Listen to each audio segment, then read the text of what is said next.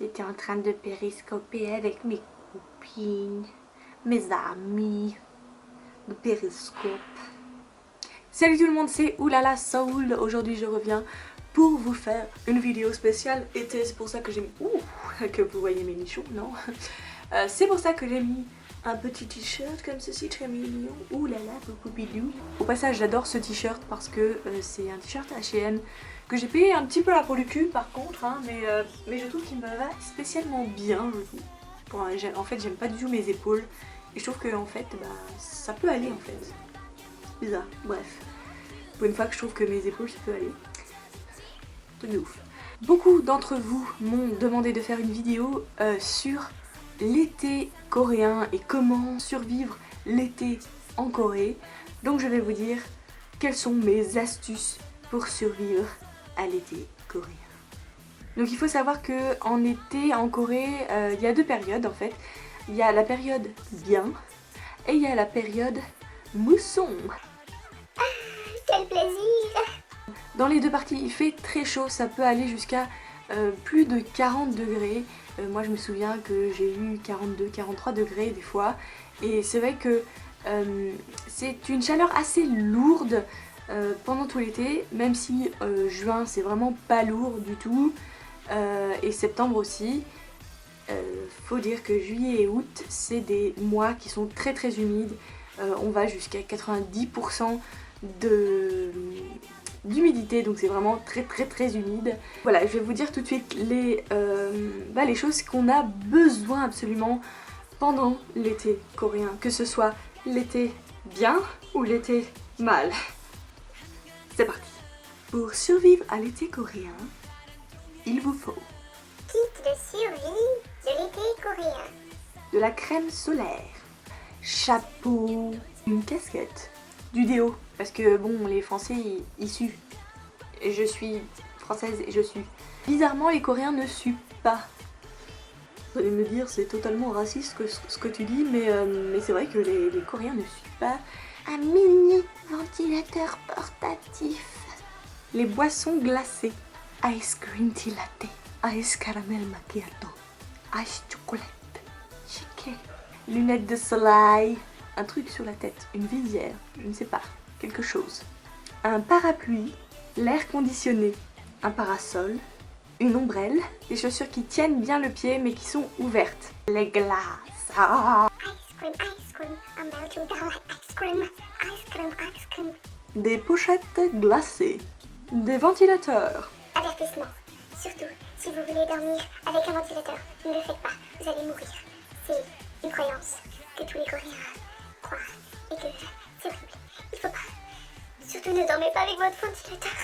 Vous allez mourir. Un gilet, une étoffe ou une petite écharpe, parce que quand vous allez dans le métro ou quand vous allez rentrer dans des magasins ou même dans les cafés, etc., l'air conditionné va être très très froid et donc vous allez attraper froid et surtout sur vos épaules et votre cou.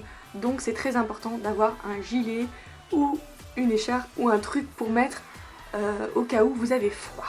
Les pantalons sont à bannir pendant la saison des pluies. Sauf si vous voulez être tout trempé et que ça colle partout. Moi je dis vive les pantacourts et les shorts. Les pingsous. Pingsous. Ma glace préférée. Pas de pingsu, non de pingsu, non mon mafisto. Un mist rafraîchissant. Ça fait du bien et c'est bon pour la peau. Des feuilles pour contrôler le sébum quand vous brillez trop pendant l'été. Bon, ça c'est pas des feuilles en fait qui contrôlent le sébum, mais j'en avais pas là tout de suite sous la main puisque c'est pas encore vraiment l'été et que je ne brille pas vraiment beaucoup. Et voilà, j'ai pris un échantillon en fait. Ouais, je veux dire, mais c'est pas ça. Enfin bref, vous avez compris. Un mascara waterproof. Parce que vous voulez rester belle quand même. Ça fonde et que vous devenez un joker. Ce serait pas cool. Je voulais vous dire aussi surtout, si vous allez à la plage ou si vous allez à la mer ou si vous allez vous baigner, Les Coréens sont assez pudiques, donc vous allez voir pas mal de gens qui sont en leggings ou avec des shorts ou avec même des t-shirts au-dessus du maillot de bain. Hein. C'est difficile de voir, sauf si vous allez dans les trucs un peu luxueux comme les hôtels de luxe, etc. Mais si vous allez à la mer ou même à Busan, Haeundae, etc. Ou alors à Caribbean Bay, tous les trucs, les parcs d'attractions aquatiques, vous allez voir que la plupart des personnes ont des t-shirts, ont des vêtements au-dessus de leur maillot de bain parce que, ils ne veulent pas cramer, parce que, je veux pas dire, mais le soleil est beaucoup plus fort en Corée qu'en France. Donc ça aussi il faut faire très attention, parce que le soleil n'est pas le même en France qu'en Corée. C'est difficile à croire, mais le soleil ici est vraiment très très très intense. Moi j'ai été à la plage la dernière fois et j'ai des démarcations de ouf, c'est très con. Ça fait très con du coup, parce que j'avais un leggings et mes pieds sont marrons. Et du coup en fait j'avais chaud, donc j'ai remonté mon leggings. Donc du coup j'ai 2 traits de démarcation et ça fait très très con. Alors que je suis restée, je sais pas moi, 2 heures au soleil et c'est déjà marron. Donc voilà. Surtout faire très attention au soleil. Mais aussi parce qu'ils sont très pudiques et parce que une fille en bikini, ça va être une fille qui se la pète un peu, qui va guicher les hommes, etc. Donc voilà.